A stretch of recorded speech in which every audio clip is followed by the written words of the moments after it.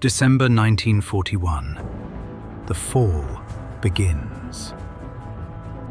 It begins with a radio signal. Not in the Philippines, not in the jungles, not on the beaches. It begins thousands of miles away over the calm blue waters of Hawaii. On December 7th, 1941, planes bearing the red, rising sun descend on Pearl Harbor. Battleships burn. Sailors drown in oil-slicked water. Smoke coils into the sky like a warning no one in the Pacific can ignore. By the time the news reaches Manila, it is already too late. The Philippines had always been the soft underbelly of America's Pacific defenses. An American territory sitting just hours away from Japanese-held Formosa. Strategists knew it. Officers knew it. The men stationed there knew it too, even if they did not say it aloud. War had arrived, and it was coming straight for them. Within hours of Pearl Harbor, Japanese bombers appear over Luzon. They come in tight formation, engines humming with mechanical certainty. Below them lie American airfields, neat rows of B-17 bombers, fighters lined wing to wing, still parked in the open. There had been warning, there had been time, but confusion and disbelief are powerful enemies. The bombs fall cleanly. Clark Field erupts. Runways split apart. Planes burn before ever leaving the ground. Men who had expected to fight in the sky die in explosions of gasoline and twisted metal. In a single afternoon, much of the American air power in the Philippines is destroyed. The illusion of strength cracks. The Japanese invasion does not hesitate.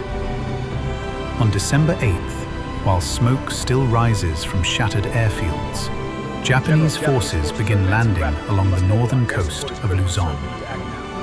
More landings follow in the south, coordinated, relentless. This is not a probing attack. This is conquest. Facing them is a combined force of American troops and the Philippine Commonwealth Army. Nearly 130,000 men on paper. It sounds impressive, but paper lies. Many of the Filipino soldiers are newly mobilized reservists. They have little training. Some have rifles older than they are. Ammunition is limited. Artillery is sparse. Tanks are almost non-existent. American units are better equipped, but scattered, undermanned, and stunned by the speed of events. They were not ready. They had been told reinforcements would come. They had been told the Pacific Fleet would protect them. They had been told the Philippines were secure. Now the fleet burns in Hawaii. The skies belong to Japan, and the enemy is already on their beaches. In Manila, General Douglas MacArthur moves inside the thick concrete walls of Malacanang Palace. He had once been Field Marshal of the Philippine Army. He had promised the islands would be defended. He had assured Washington that they could hold. But the original war plan, known quietly among officers, had always assumed something else. If invasion came, forces would withdraw to the Bataan Peninsula. There, surrounded by jungle and narrow land bridges, they would hold out until the US Navy arrived to relieve them. It was a desperate plan, but now it was the only plan. Orders go out. Fall back. Destroy supplies that cannot be moved. Abandon forward positions. Retreat toward Bataan. For the soldiers on the ground, it feels less like strategy and more like surrender in slow motion. The roads south choke with men. Trucks grind under impossible weight. Artillery pieces are dragged through mud.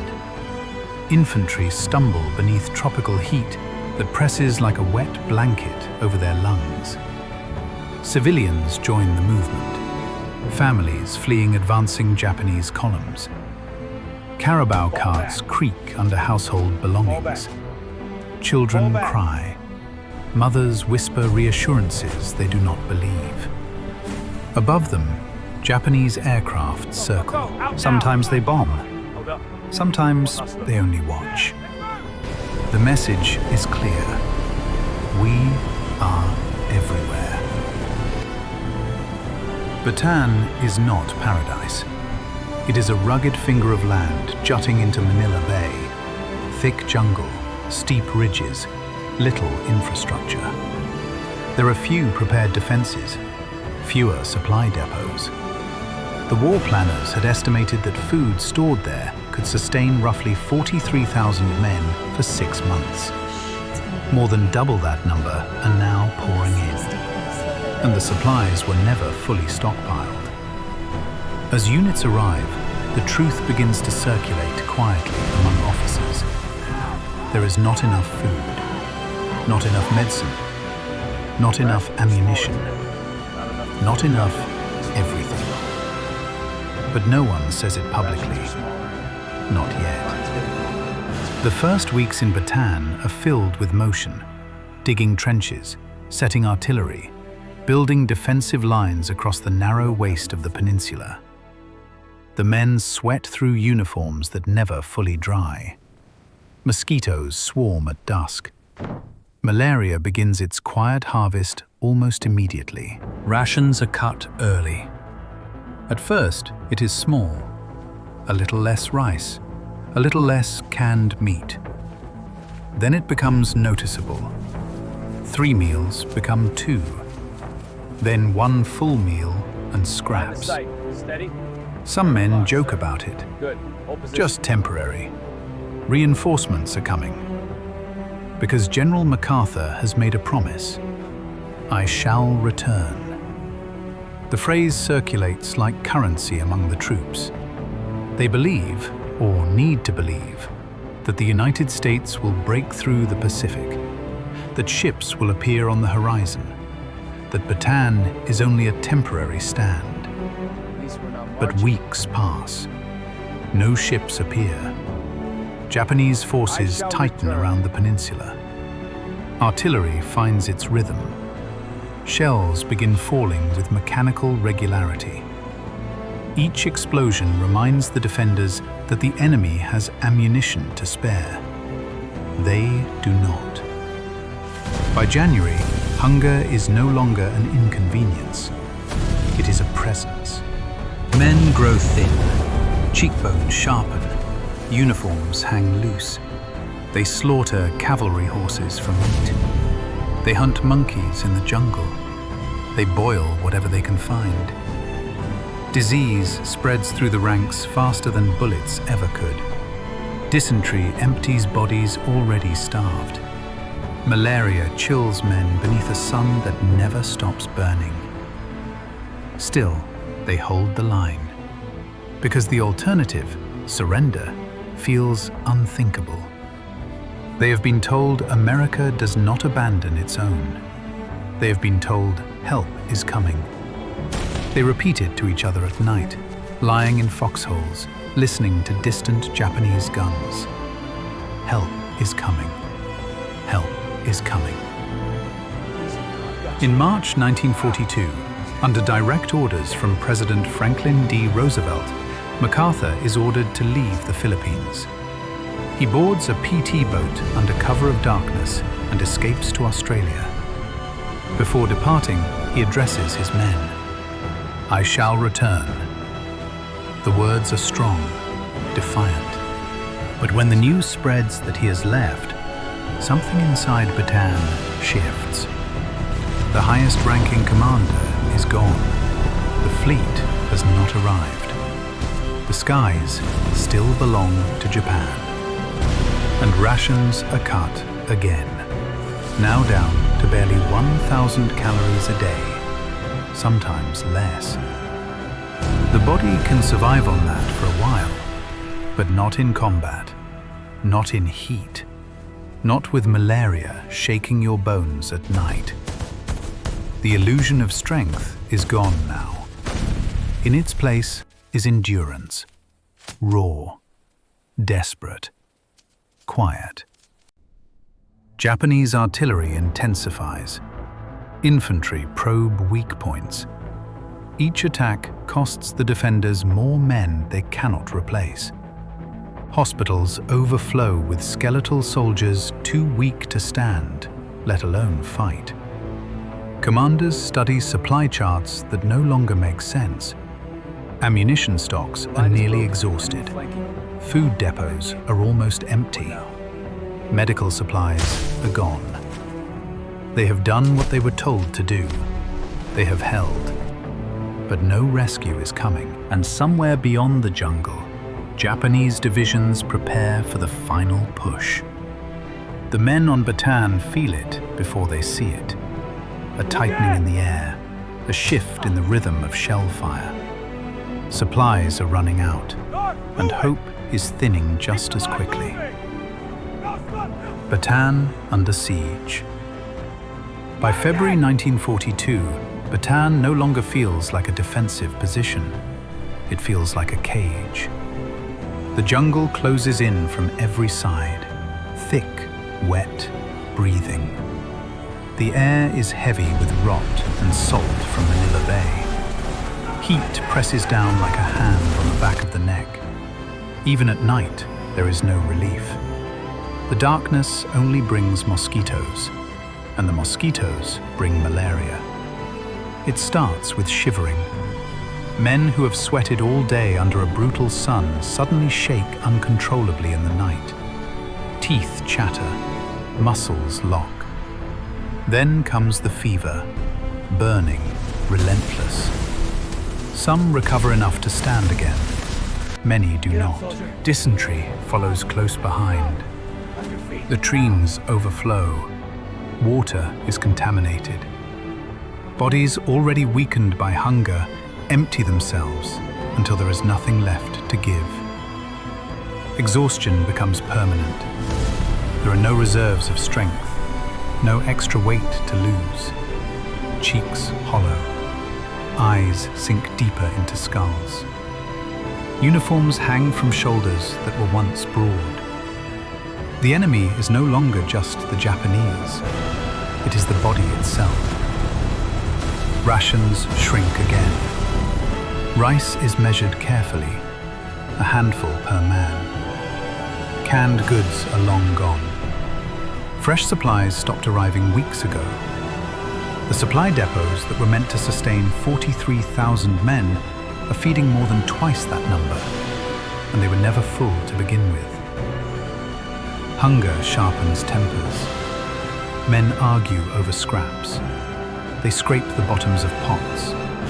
They chew slowly, trying to convince their stomachs that the meal was larger than it was. Soon, the jungle becomes a pantry. Soldiers set traps for monkeys. They shoot at anything that moves. Snakes are skinned and roasted over small fires. Iguanas. Wild pigs, when they are lucky. Anything with meat becomes food. Some boil leather straps to soften them enough to chew. Others dig for roots they cannot name. There is no shame left in survival, only necessity. The ammunition situation is just as desperate. Each rifleman counts his rounds. Machine gunners fire in short, disciplined bursts. Artillery crews hesitate before every shell, calculating whether this target is worth the cost. Across the lines, Japanese guns do not hesitate. Artillery pounds the American and Filipino positions daily. Shells crash into ridgelines, sending dirt and splintered trees into the air. Trenches collapse. Foxholes fill with mud and blood. The sound becomes constant. Boom, whistle, impact, over and over again. The defenders cannot answer in equal measure. They conserve, they endure. But endurance is not victory, and the Japanese know it. The siege tightens. Japanese infantry probe weak points along the defensive lines, testing, withdrawing, then testing again. When they attack, they do so with coordination and confidence. They have food, they have medicine, they have ammunition. Inside Bataan, men can feel the imbalance. Every shell that lands reminds them that the enemy's supplies are flowing freely, while theirs are almost gone. The noose draws tighter. Civilians remain trapped inside the peninsula. Families who fled the initial invasion now live in makeshift shelters, sharing the same hunger as the soldiers. Mothers try to stretch handfuls of rice into meals for children who cry through the night. Fathers dig trenches alongside troops, too thin to lift full shovels. There is no safe place. Japanese artillery does not distinguish between uniform and civilian clothing. Bombs fall where they fall. Some civilians attempt to slip through the lines, hoping to escape into Japanese-controlled territory. Few succeed. Most stay. Because at least here, among the defenders, there is still the illusion of protection. But even that illusion is fading. Hospitals, if they can still be called that, overflow with men lying on bamboo stretchers. There are no proper beds left, no quinine for malaria, no adequate disinfectant. Doctors amputate without enough anesthesia. They reuse bandages. They whisper apologies to men they cannot save. Outside, graves multiply. Some are marked with simple wooden crosses. Others are shallow pits dug in haste. Death becomes ordinary. What once shocked now barely registers. Another body, another name, another hole in the ground. In March, the news spreads that General Douglas MacArthur has left the Philippines under orders. He had promised to return. The phrase echoes hollowly now. Those who remain are commanded by General Jonathan M. Wainwright and, on Bataan itself, Major General Edward P. King, Jr. They study reports that grow darker by the day. Combat effective strength is collapsing. Entire units are too sick to stand. Ammunition reserves are critically low. Food supplies are nearly exhausted. The men still in the trenches are fighting on willpower alone. And willpower burns calories. Calories they do not have. By early April, Japanese forces launch a full-scale offensive. Artillery saturates defensive lines for hours. Then infantry surge forward. American and Filipino troops fire carefully, conserving every bullet. But there are too many attackers. Some defenders faint at their posts. Others attempt to charge with bayonets because they have nothing left to shoot. Positions fall. Lines buckle. Communication breaks down. Runners collapse before delivering messages. Radios fail. Officers shout orders into chaos. For the first time, the word no one has spoken begins to surface in quiet conversations. Surrender.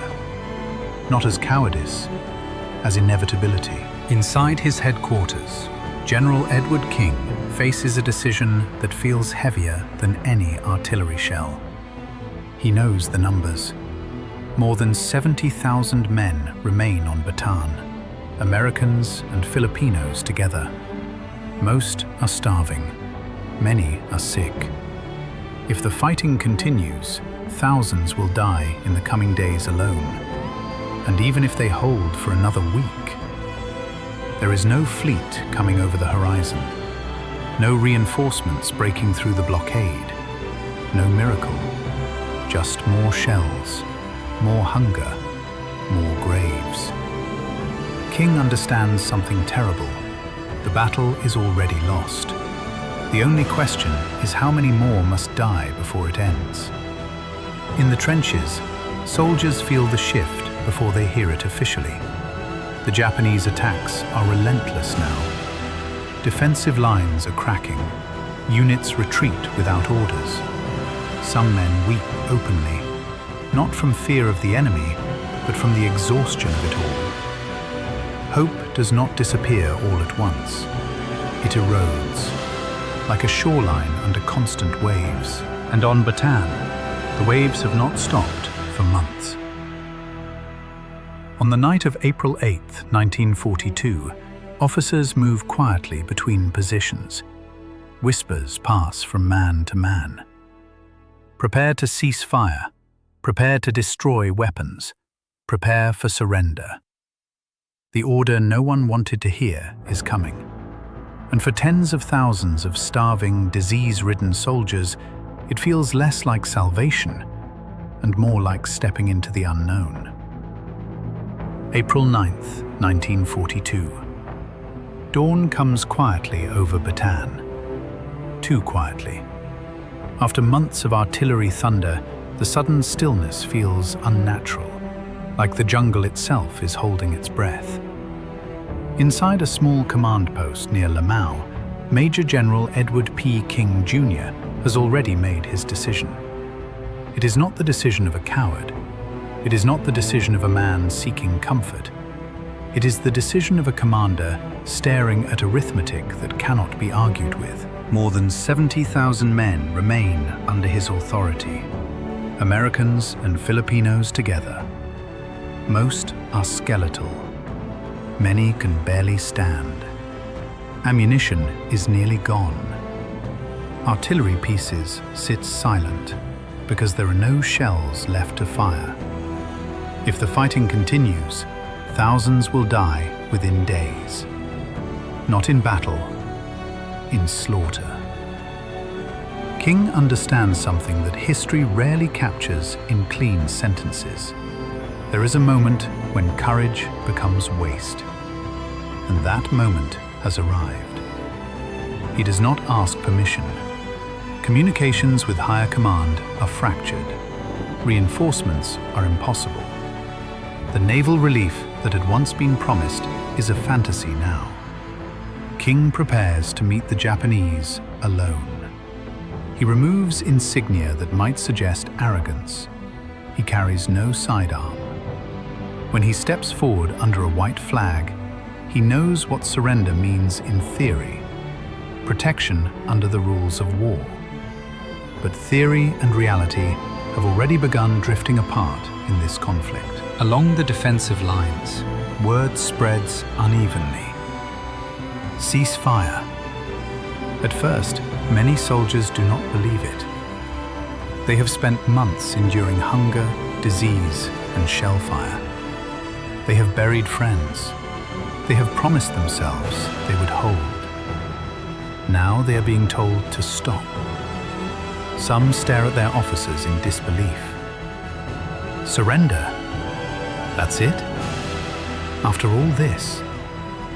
It feels unreal, like waking from a nightmare into something even stranger. Others feel something more complicated. Relief. The guns will stop. The shelling will end. Maybe there will be food. The body craves survival more than pride. Orders are given to destroy weapons. Rifles are smashed against rocks. Machine guns are dismantled and buried. Artillery pieces are sabotaged. Ammunition caches are blown up in controlled demolitions that echo weakly across the hills. The sound of self-destruction replaces the sound of battle. Men who had clung to their rifles like lifelines now break them apart with trembling hands. Some hesitate before striking the metal against stone, as if apologizing. Weapons had meant power. Now they mean nothing. By mid-morning, Japanese forces begin advancing cautiously into former American lines. They expect resistance. Instead, they find silence. Thousands of gaunt, filthy soldiers emerge from trenches and foxholes. Hands raised, eyes hollow, uniforms hanging loose from emaciated frames. The sight surprises even seasoned Japanese officers. These are not the robust defenders they had imagined. These are starving men at the edge of collapse. But surprise does not soften discipline. The guards shout orders in sharp, clipped Japanese. Prisoners are forced to assemble in open areas. Anyone slow to respond is struck with rifle butts. Confusion spreads quickly. Many Filipino troops do not understand the shouted commands. Some Americans misinterpret gestures.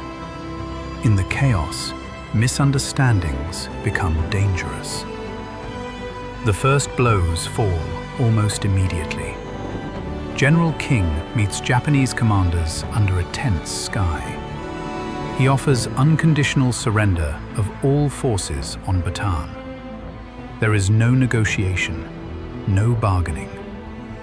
The Japanese accept. But the tone of the meeting is cold, almost contemptuous. In the Imperial Japanese Army's code, surrender is dishonor. A soldier who gives up his weapon forfeits not only status, but dignity. That philosophy will shape everything that follows. Back along the roads of Bataan, prisoners are being gathered into massive groups. The numbers are staggering, tens of thousands. American troops from units that once trained in peacetime drills. Filipino soldiers who had defended their homeland with outdated rifles. Engineers, medics, artillery crews, now all reduced to the same status. Captives. Some sit in the dirt, too weak to stand. Others try to maintain military bearing, straightening their backs despite dizziness. They wait for food.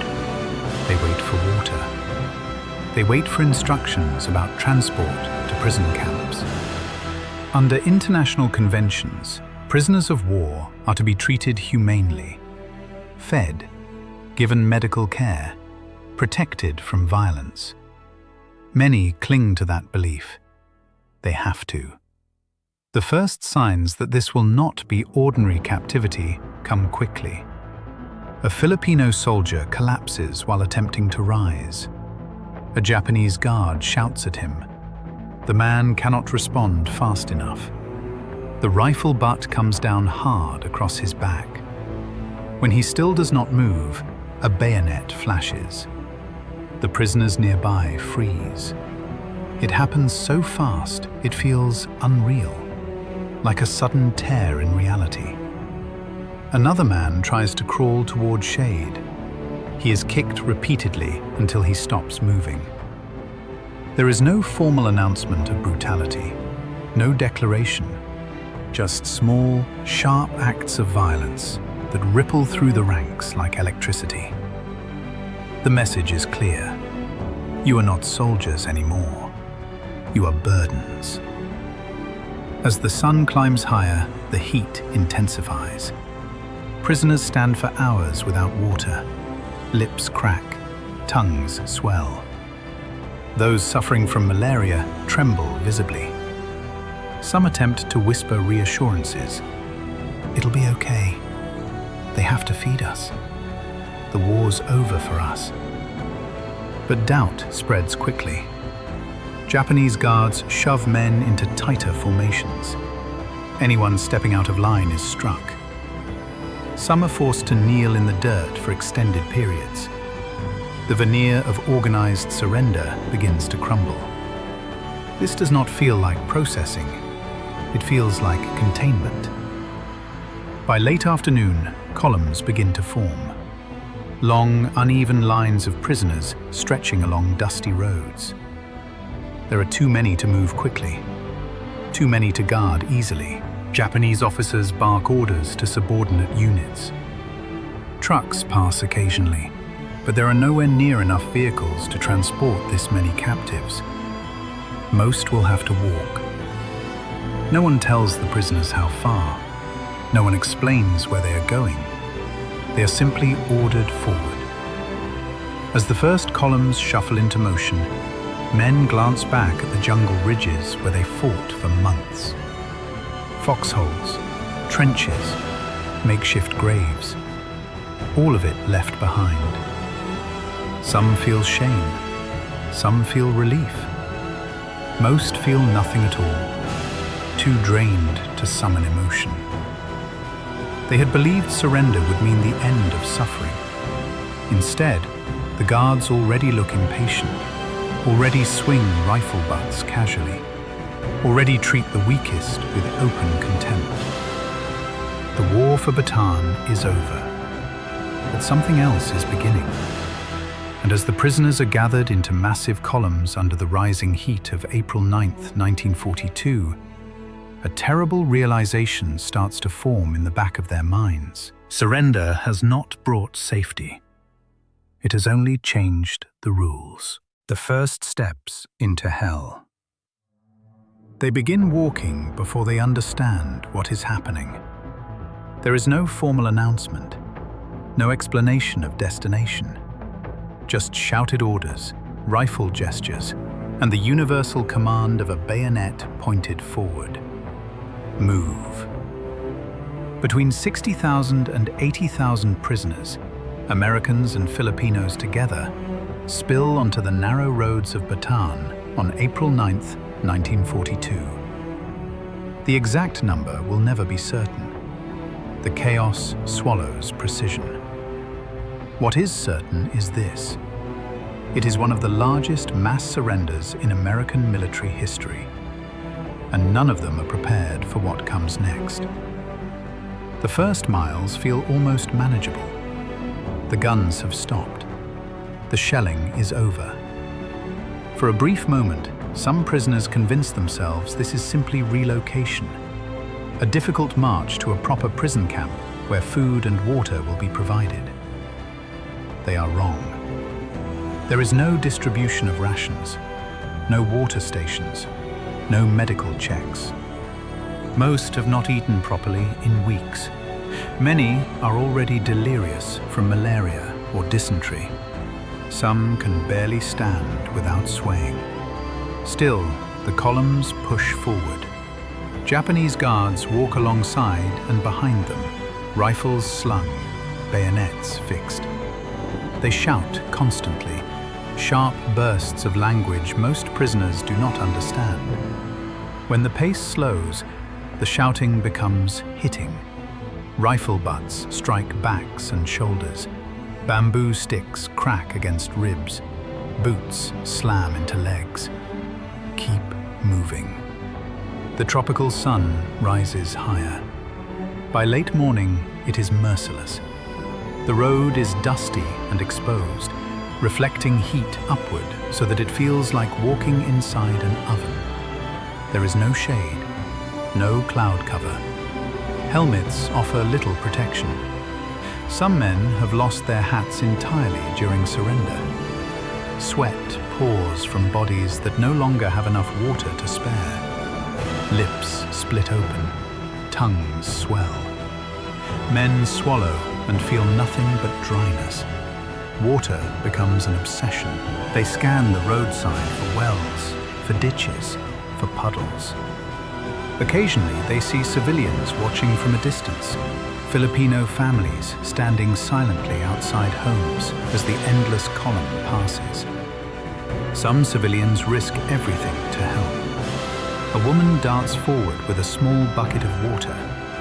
A guard sees her. The bucket is kicked aside.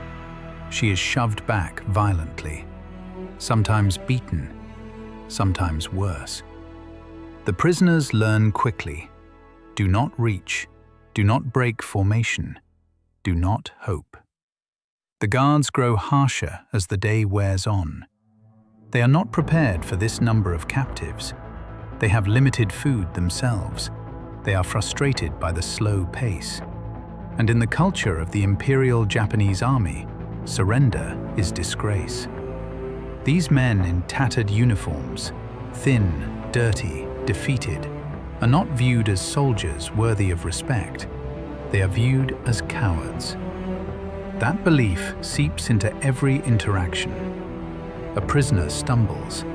A rifle butt crashes into his spine. He tries to rise, but cannot. A bayonet prods him sharply in the side. Still no movement. The column keeps walking. No one is allowed to stop. The sound of boots on gravel drowns out the silence behind them. Anyone who falls becomes a problem, and problems are solved quickly. At first, guards attempt to force fallen men to their feet. Kicks, shouts, blows. But when a man truly cannot rise, when malaria or starvation has emptied him completely, patience evaporates. A single gunshot, a quick thrust of steel. Sometimes a truck rolls forward and does not slow down. The message spreads down the column faster than words. If you fall, you die. Men begin supporting each other, arms slung over shoulders. Strangers become lifelines. Filipino soldiers carry American comrades. Americans carry Filipinos. Rank disappears. Nationality blurs. Survival is collective now. But even collective strength has limits. The road north stretches endlessly. They are heading towards San Fernando, though most do not know that yet. Beyond that, Camp O'Donnell waits, but it might as well be another planet. All they know is the road. Dust rising with every step, heat pressing down, guards screaming from the edges. The march does not move at a steady pace. It lurches, stops, starts again. Sometimes prisoners are forced to stand in open fields for hours without explanation. No water, no shade, just waiting under the sun. Men urinate in place because they are not permitted to leave formation. Others collapse from heat stroke and are dragged aside. The smell begins to change. Sweat, blood, human waste, and something else. Death carried on warm air. By the second day, hallucinations begin. Some prisoners see rivers where there are none. Others whisper about canteens that were never issued. A few break formation and run toward imagined water sources. They do not make it far. The guards react instantly. Rifle shots crack across the heat. The columns flinch but keep moving. No one dares look too long. At one point along the road, the column slows near a cluster of trees. A young American private, barely 20, collapses forward into the dust. His friend tries to lift him, whispering urgently, "Come on, get up, please." The private's eyes are open but unfocused. His body has simply shut down. A Japanese guard approaches. He says something sharp and impatient. The friend tries to explain, gestures, broken words. "Sick, no strength." The guard responds with the butt of his rifle, striking the private across the face. There is no reaction. Another blow. Still nothing. The guard steps back, unslings his rifle, and without ceremony fires once into the back of the private's head. The sound is short, efficient. The friend flinches but does not move. He cannot.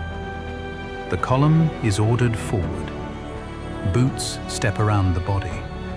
No burial, no prayer, no pause. For the first time, many prisoners understand fully. This is not transport. This is not custody. This is something else entirely. And as the endless line continues north, under the brutal April sun, the road begins to claim its first confirmed execution, with thousands more steps still ahead. Water as torture. By the third day, thirst becomes the true commander of the column. Hunger is a dull ache now, constant, familiar. But thirst is sharp, immediate, violent. It lives in the mouth first.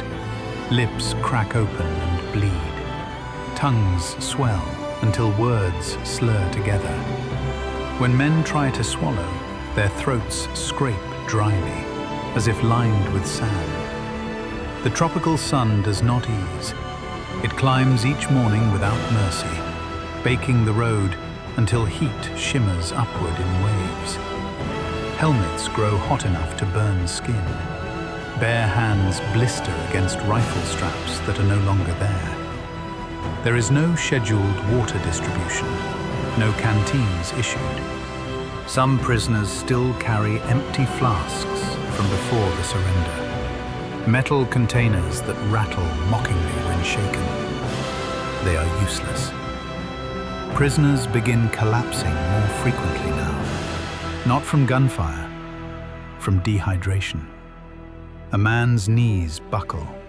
His vision narrows. The world turns white at the edges. He sinks slowly into the dust, as if sitting down to rest. Guards shout immediately, "Tatayo, get up!" Some try. They push themselves halfway upright before falling again. Those who cannot rise quickly enough are beaten first. Rifle butts to the ribs, boots to the face, bamboo sticks striking shoulders and backs. If the body responds, even weakly, the man is shoved back into line. If it does not, the outcome is predictable: a shot or a bayonet thrust. The column does not stop. The road grows dotted with bodies. Occasionally, the march passes a well. The sight alone is enough to cause chaos inside the minds of the prisoners. Water. Real water. Cool. Deep. Possible salvation. But the wells are guarded. Japanese soldiers stand beside them with rifles ready. Prisoners are forbidden to approach unless explicitly ordered. Some men cannot help themselves. They break formation suddenly, not in rebellion, but in desperation, stumbling toward the well with hands outstretched. The guards react instantly. Gunfire cracks across the dry air. The running man drops before he reaches the stone rim. The rest of the column stares forward, pretending not to see. The lesson is clear. Water is not for you. Thirst begins playing tricks. Men swear they hear rivers nearby. They talk about streams they remember from maps. Some insist they can smell rain. There is no rain.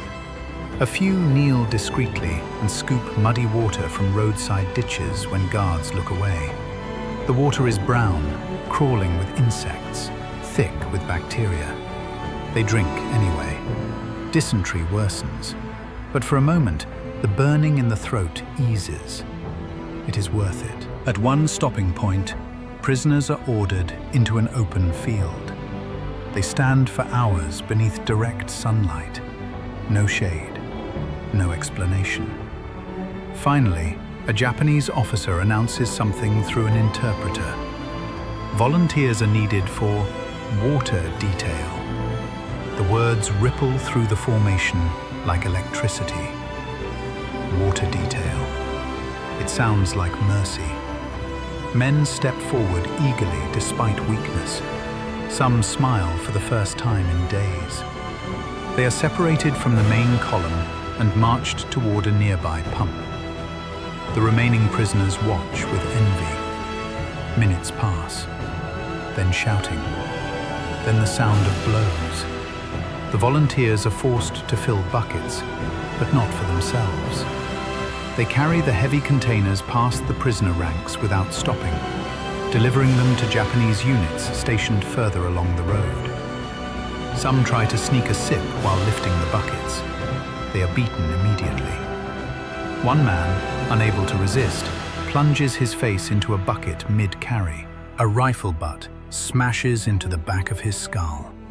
He collapses into the spilled water, which soaks uselessly into the dust. The rest of the detail is driven forward again. No one is allowed to drink. The phrase water detail takes on a new meaning. It is not relief. It is cruelty sharpened by hope. The roadside becomes a gallery of warning. Bodies lie where they fell, some twisted, some face down, some staring upward at a sky that will never change for them again. There are too many to count. No burial crews follow. No effort is made to clear the dead. The living must step around them, sometimes over them. The smell intensifies in the heat. Sweet, rotting, heavy. It clings to the back of the throat. Filipino civilians continue trying to help despite the danger. Children dart from huts with small gourds of water. Old men attempt to roll barrels toward the road. The reaction is swift and violent. Civilians are struck, threatened at gunpoint.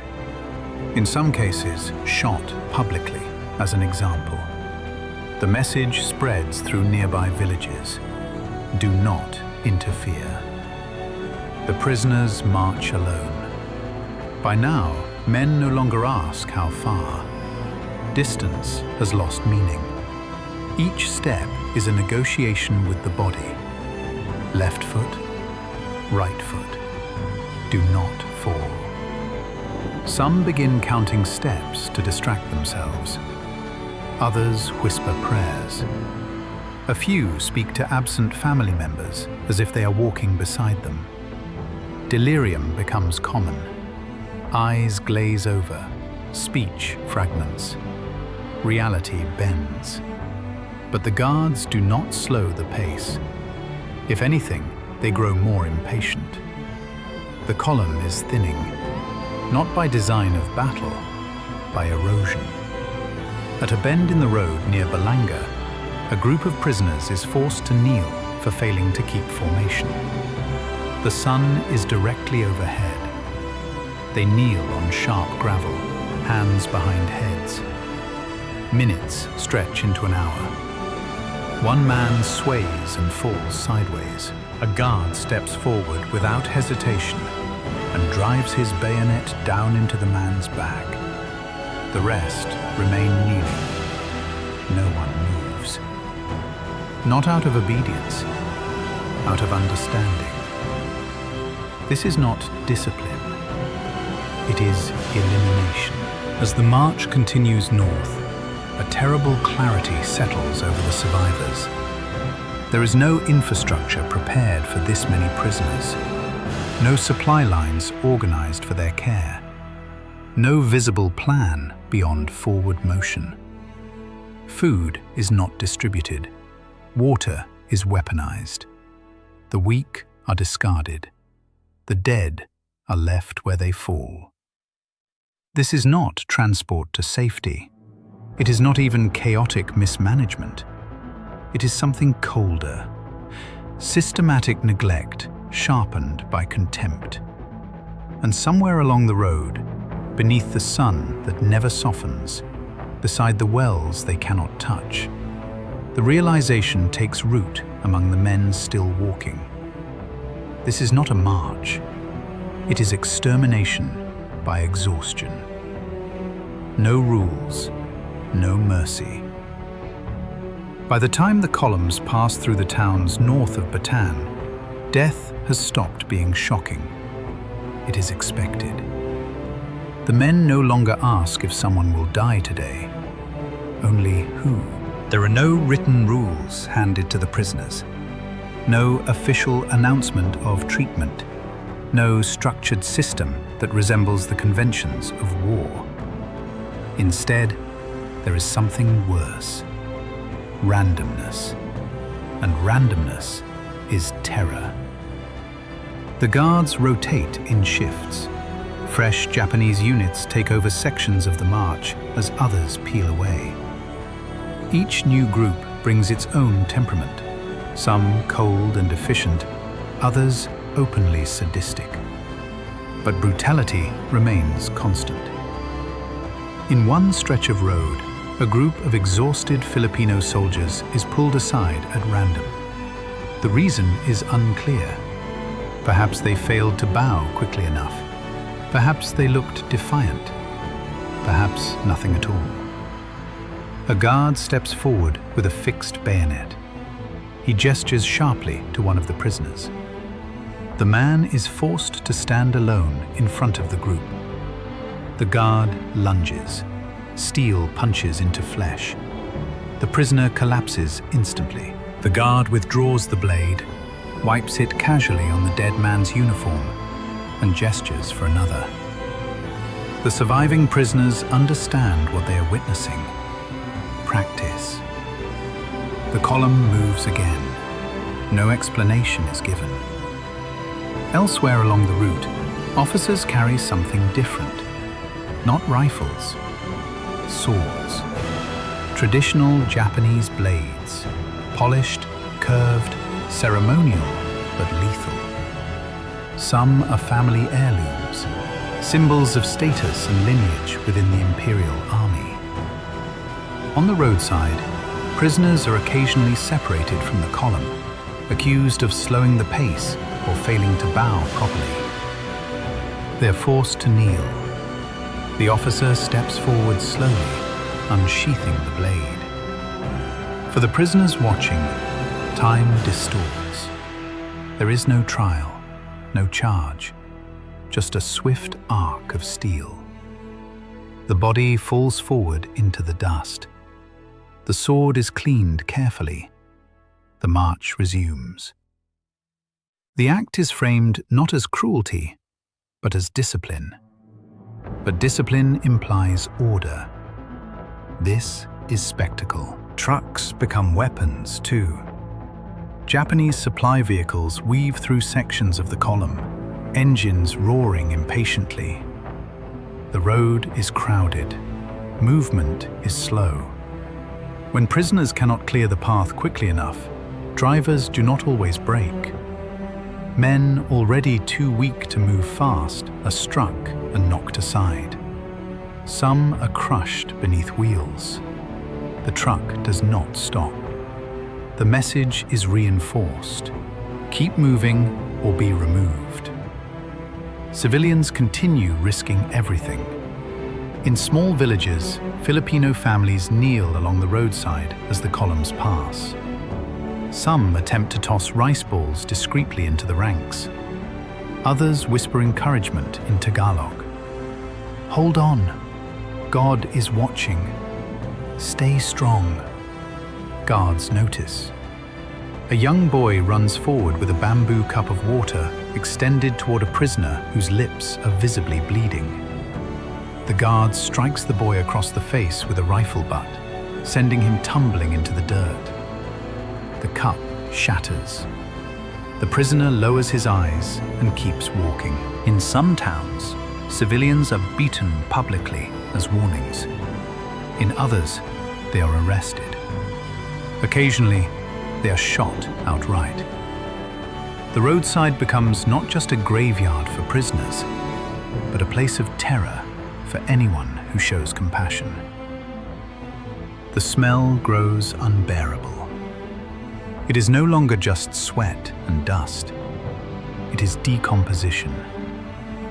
Bodies left for days in tropical heat swell and darken. Flies gather in thick black clouds.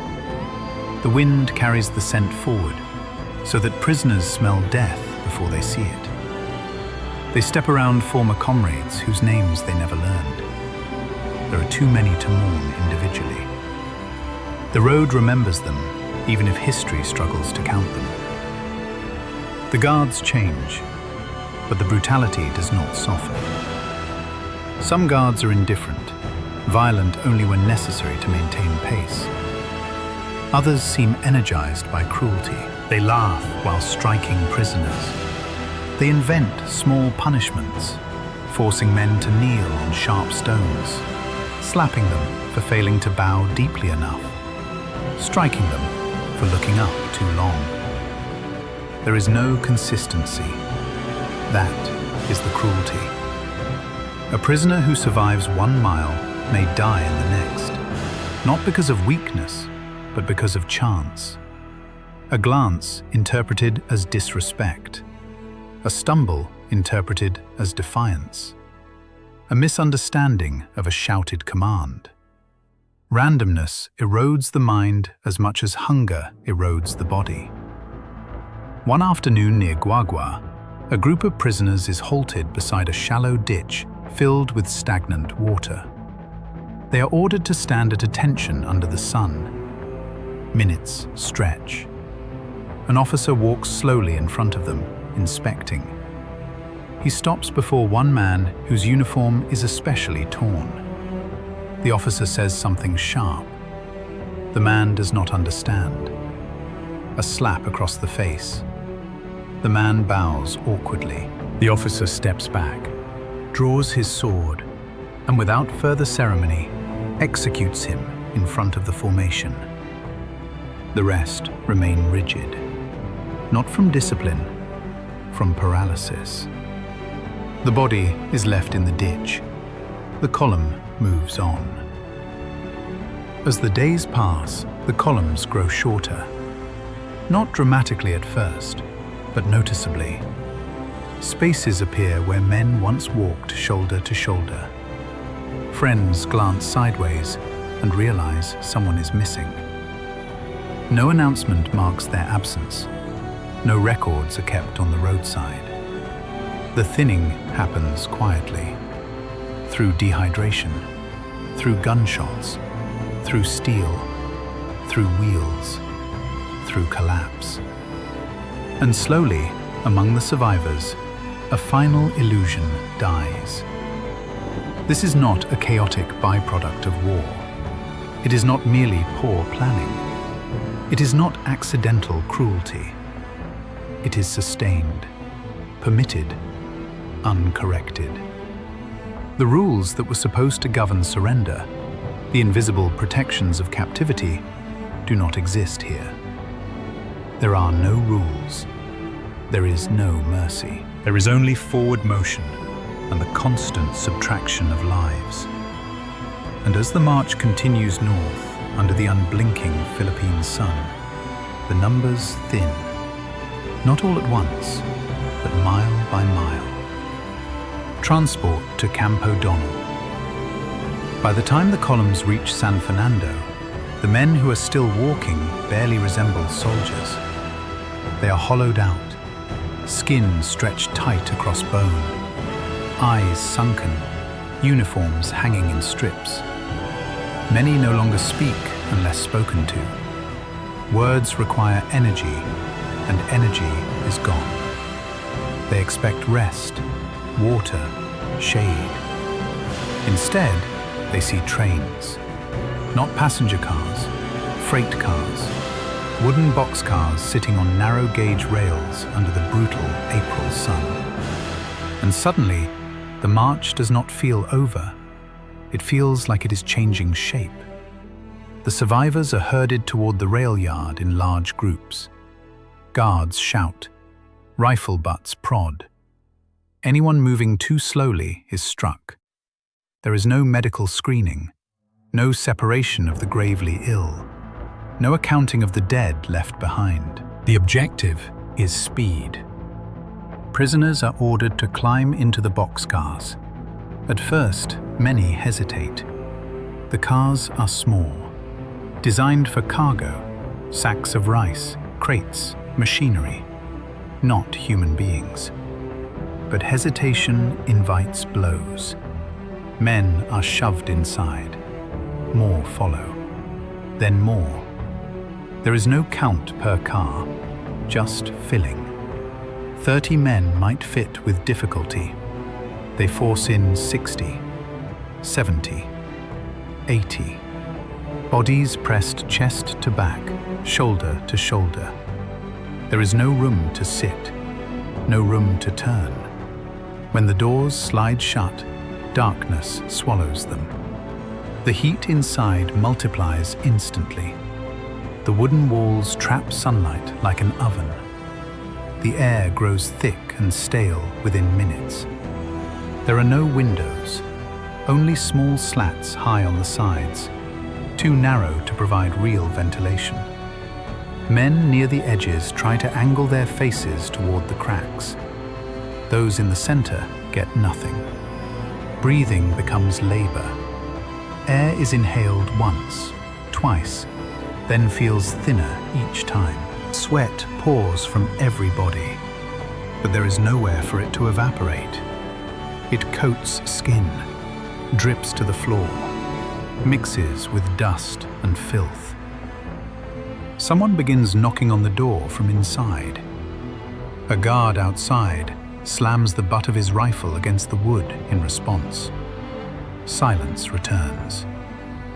The train lurches forward. Within minutes, panic spreads.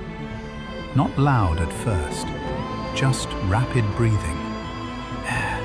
I can't breathe. Please. Men try to raise their arms to wipe sweat from their eyes, but cannot move enough. Elbows dig into ribs, boots grind into feet. There is no water, not a drop. The thirst from the march intensifies in the suffocating heat. Saliva has long since disappeared. Tongues stick to the roofs of mouths. Some begin licking condensation from the wooden walls. There is almost none. As the train rattles north toward Capas, oxygen grows scarce. Men near the center sway. Those suffering from malaria tremble violently, shaking against others who cannot step away. A man collapses. There is no room for him to fall properly. He sinks downward slowly, wedged between bodies. Others try to hold him upright, because if he drops fully, space will open. And when space opens, balance shifts dangerously. But his weight becomes dead weight. Soon, more begin losing consciousness. People are dying standing up, not dramatically, quietly. Eyes rolling back, chins dropping to chests. Their bodies remain upright only because they are packed so tightly together.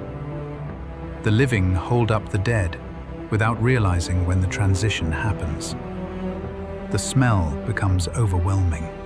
Sweat, vomiting, human waste, because no one can leave to relieve themselves. Men urinate where they stand. It runs across the wooden floor, soaking boots. Some faint and lose control entirely. The air grows toxic. Breathing feels like swallowing fire.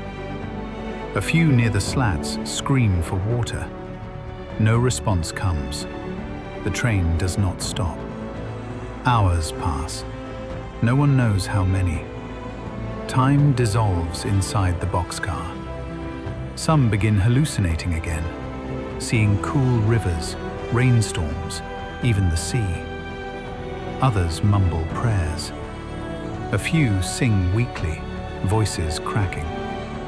At one point, someone near the door begins pounding again. Please! The pounding weakens quickly, then stops. When the train finally slows near Capas, the men inside are barely conscious. The doors remain closed for several more minutes. Inside, the temperature is unbearable. Several more collapse. The living no longer try to hold them upright. There is no strength left. When the wooden doors finally slide open, bright sunlight floods in violently. Some men recoil instinctively. Fresh air rushes inside, but it is too late for many. Guards shout for movement. Out! Out! The men nearest the door attempt to step forward. They cannot. Bodies fall outward onto the gravel, stiff, limp, intertwined.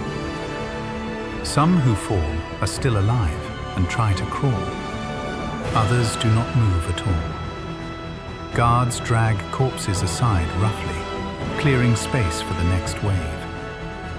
Inside the car, dozens remain standing, but many of them are dead. Held upright by the press of bodies until gravity reclaims them. Survivors stumble onto the ground, gasping. The sky spins. Some collapse immediately upon touching open air. They are kicked to their feet. There is no time allotted for recovery. Ahead, beyond the rail line, barbed wire fences shimmer in the heat. Guard towers rise above dry earth. This is Camp O'Donnell. For a brief moment during the march, some had believed the worst was behind them. The road had ended. The train ride had ended. But as they are forced to reform ranks outside the camp perimeter, stepping over the bodies pulled from the boxcars, another understanding settles in. The march was only the beginning. And as the gates open to receive them, the survivors realize they have arrived at another kind of battlefield. One without bullets, but with death waiting just as patiently. Survival was not the goal. The gates close behind them with a metallic finality. Beyond the barbed wire lies a flat, dusty expanse of land that had once been a Philippine Army training base. It was never designed to hold tens of thousands of emaciated prisoners. Now it holds them all. Camp O'Donnell is not prepared. There are not enough barracks, not enough latrines, not enough water pumps, not enough anything. The survivors of the march stand in formation under the same merciless sun, waiting for instructions that come slowly and without urgency. Some are still swaying from the boxcars. Some are already too weak to stand at all. There is no triage, no medical intake, no systematic evaluation of who might live and who will die. They are counted, and then they are left to endure. The first shock inside the camp is the absence of medicine. Malaria cases multiply immediately. Men shiver violently at night and burn with fever during the day. There is almost no quinine. Dysentery spreads like wildfire through overcrowded barracks. Wounds from rifle butts, bayonets, and falls along the road fester untreated. Minor cuts turn septic. Infections creep up limbs silently. Doctors among the prisoners do what they can. They improvise, tear strips of cloth for bandages, ration the few remaining tablets, whisper apologies to men they cannot help. But there are too many sick, too many broken bodies. The march has delivered not just prisoners, but walking epidemics. Sanitation is almost non-existent. Latrines are shallow pits dug in haste, insufficient for the population crammed inside the wire. Lines form quickly. Many do not make it in time. Human waste seeps into the soil. Rain turns dust into contaminated mud. Flies gather in thick swarms. Water sources become tainted. Men drink because they have no choice. Disease accelerates. The camp smells like decay, not just of bodies, of systems failing. The death rate climbs almost immediately. At first, it is dozens per day, then more. Soon, nearly 100 prisoners are dying every single day. Not from bullets, from dysentery, from malaria, from dehydration, from simple, untreated weakness. The guards do not appear alarmed. Death has become routine. Each morning, burial details are assigned. Prisoners forced to carry their dead comrades beyond the barracks. They dig long trenches, mass graves. There are no individual markers, no names carved into wood. Bodies are laid side by side in rows, sometimes stacked when space runs short. The soil is pushed back over them quickly. The burial details return to camp and resume waiting for their own turn. Filipino prisoners suffer even worse conditions. They outnumber the Americans by tens of thousands, and resources, scarce as they are often distributed unevenly. Many Filipino soldiers had already been malnourished before the war began. The march stripped away what little reserve they possessed. Inside Camp O'Donnell, they die in staggering numbers. Entire units disappear within weeks. Some Americans notice. They try to share what little they have, a scrap of food, a sip of water. But scarcity breeds desperation. Even compassion has limits when survival is measured in calories. The heat does not relent. Barracks are overcrowded, poorly ventilated wooden structures that trap air and magnify disease. Men lie shoulder to shoulder on bamboo slats or bare ground. At night, coughing fills the darkness, deep, wet, relentless. Some men wake to find the person beside them cold. There is no ceremony. The body is carried out at dawn.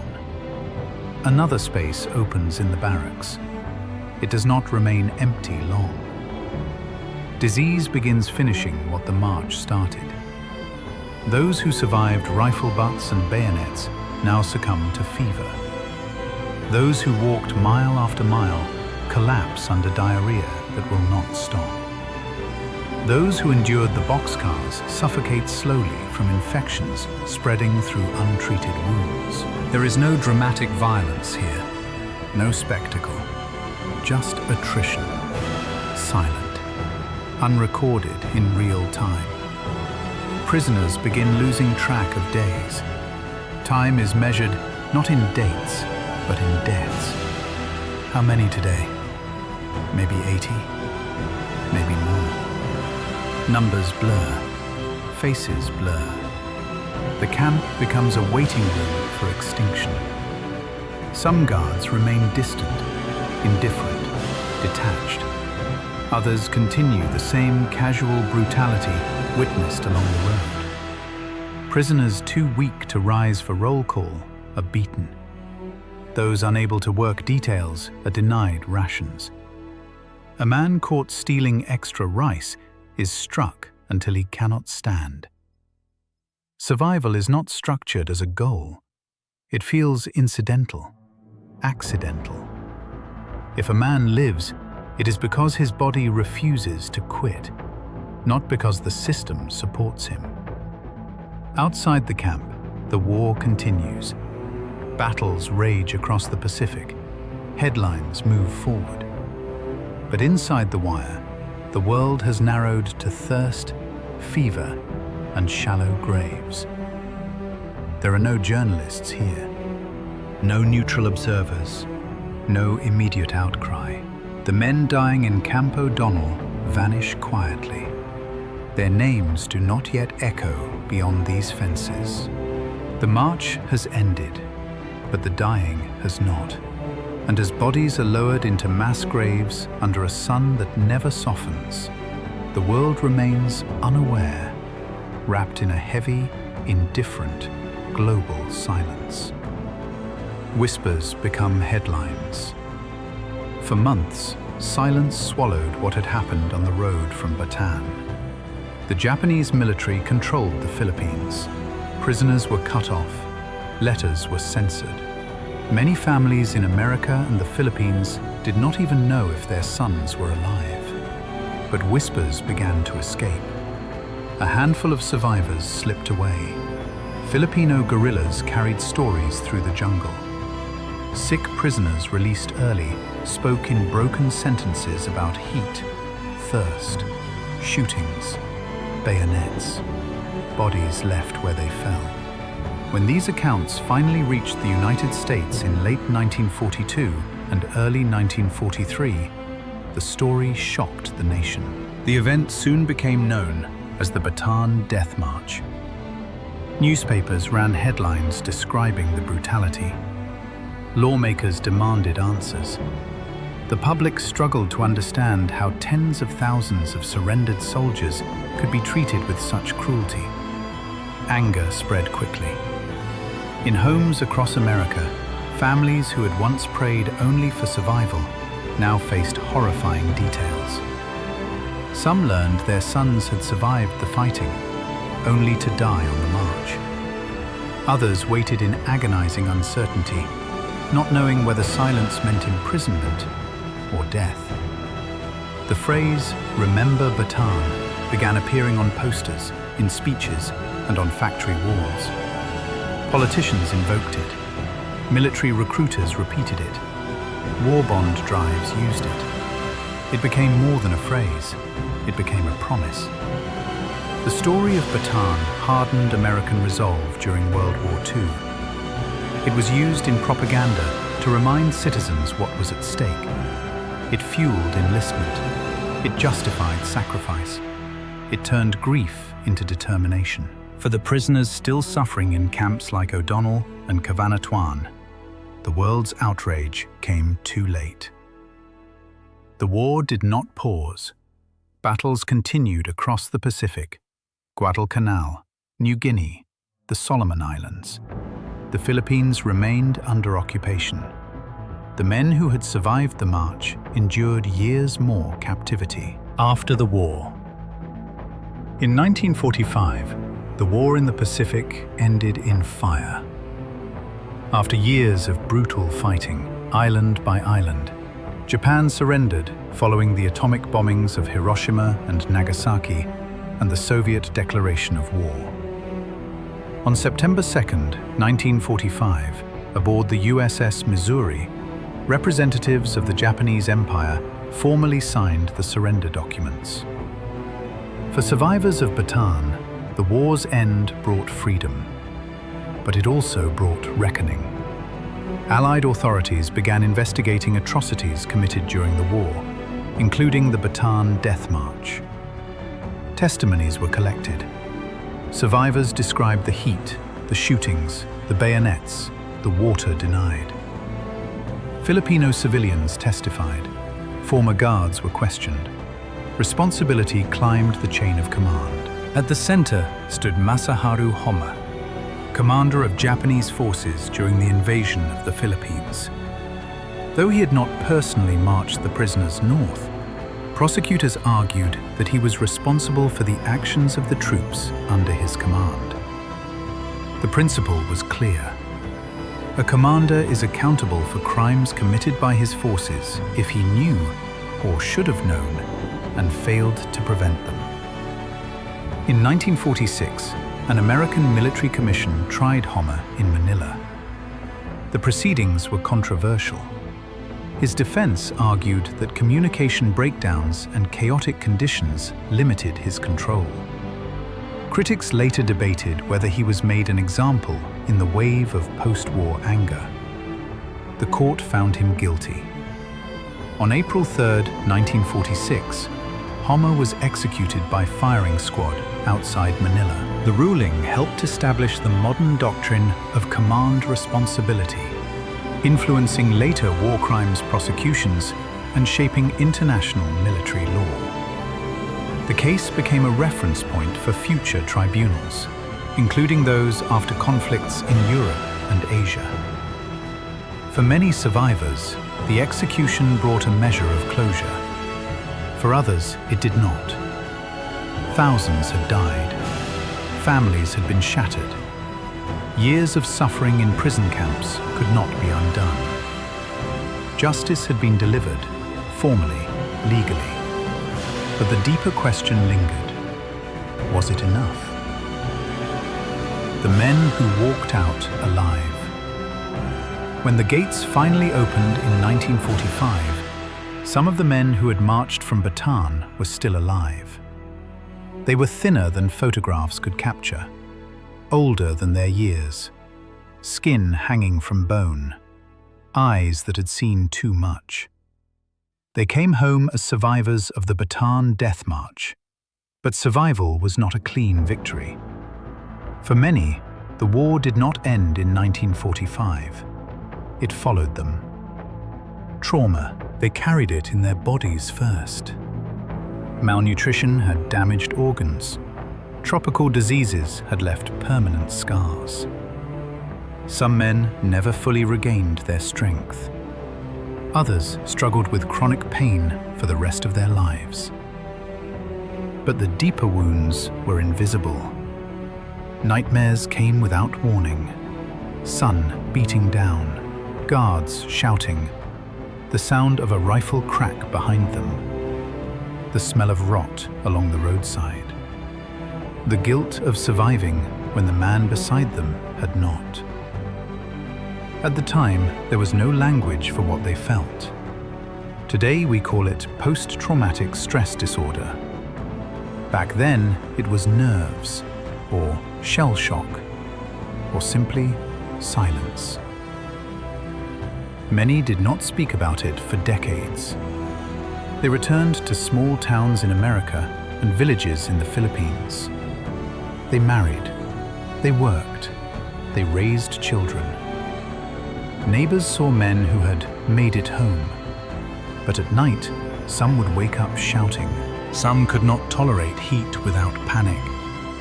Others could not bear the sight of rice or certain smells. A few could never forgive themselves for surrendering, even though surrender had been the only human option left. There was pride in endurance, but there was also shame, misplaced, heavy, unnecessary. The culture of the 1940s and 1950s did not encourage men to speak of weakness or fear, so they buried it, sometimes deep enough that even their own families never fully knew. Changed. They were not the same young soldiers who had stood on the beaches in December 1941. Some became quiet. Others became fiercely protective. A few struggled with anger they could not explain. They had learned how fragile civilization could be. They had seen what happens when rules collapse. Returning home was not a simple step back into normal life. It was stepping into a world that had continued without them. A world that could not truly understand the road from Bataan to Camp O'Donnell. Telling the story. Years later, some began to speak. Interviews were recorded. Memoirs were written. Veterans gathered at reunions. Historians listened carefully as aging voices described heat, thirst, and fear. Men who had been silent for decades finally allowed themselves to remember aloud. Their testimonies ensured that the story would not fade into rumor. Each voice added detail, a name, a face, a moment of kindness from a Filipino civilian, a moment of cruelty from a guard. The story became human again, not numbers, not headlines, people. But memory is heavy. To survive something like Bataan meant carrying it forever. Some men said they survived by refusing to think about it. Others survived by remembering everything. They honored friends who had fallen on the road. They attended memorials. They stood in silence during ceremonies. They answered questions from students. They became living witnesses. And that role, witness, can be both sacred and painful, because survival is complicated. It is relief. It is gratitude. It is grief for those who did not walk out. The men who lived through Bataan did not simply come home. They carried the march inside them for the rest of their lives. And even in peace, the road north never fully ended. History remembers battles by dates and maps, but Bataan is remembered by footsteps. The Bataan Death March still matters because it forces us to confront something uncomfortable. War does not only test armies, it tests humanity. In April 1942, more than 70,000 exhausted American and Filipino soldiers laid down their weapons. Under the laws of war, surrender was supposed to mean protection. It was meant to mean captivity, not execution. It was meant to mean survival. Instead, surrender became a death sentence. What it reveals about war. Bataan strips war of its illusions. It shows what happens when supply lines fail, when leaders miscalculate, when soldiers are pushed past endurance, when an army collapses not only from enemy fire, but from hunger and disease. It also reveals something darker. War is not only fought with bullets and artillery, it is fought with choices. A guard who denies water makes a choice. An officer who looks away makes a choice. A system that allows cruelty to flourish makes a choice. And when enough of those choices align, cruelty becomes policy. The march was not chaos alone. It was the result of indifference hardened into action. The fragility of rules. Before Bataan, international agreements existed to protect prisoners of war. They were imperfect, but they were promises. Written lines meant to hold back barbarity. Bataan showed how fragile those lines can be. Rules require belief. They require enforcement. They require leaders who value restraint, even in victory. Without that belief, paper becomes meaningless. The suffering on that road became part of the larger effort after World War II to strengthen international law, to define war crimes more clearly, to hold commanders accountable, to say that surrender must never mean slaughter. The lesson was paid for in blood. The cost of cruelty. Cruelty does not end when the shooting stops. It lingers in bodies weakened by starvation, in families who never received remains, in survivors who wake from sleep 50 years later, tasting dust and thirst. It lingers in national memory. Remember Bataan became a rallying cry during the war.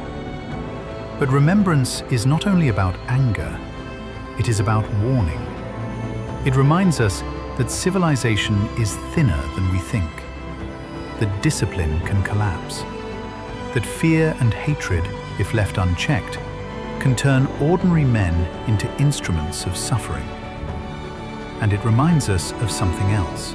Even in that darkness, some prisoners helped each other stand. Some civilians risked their lives to pass water. Some survivors carried their stories forward, so the world would not look away again. Human cruelty is powerful, but so is endurance. The story of Bataan does not end with victory parades or courtroom verdicts. It ends on a road under a tropical sun. Men walking because stopping meant death. Men helping each other up because humanity demanded it. Men discovering that surrender, in that moment, offered no mercy. When surrender means death, war has already crossed a line. And the echo of those footsteps still asks us, quietly, insistently, what kind of world do we choose to build when the guns fall silent? Because on the road from Bataan, the difference between civilization and savagery was not measured in weapons. It was measured in how we treat the defeated. And that choice is never only history.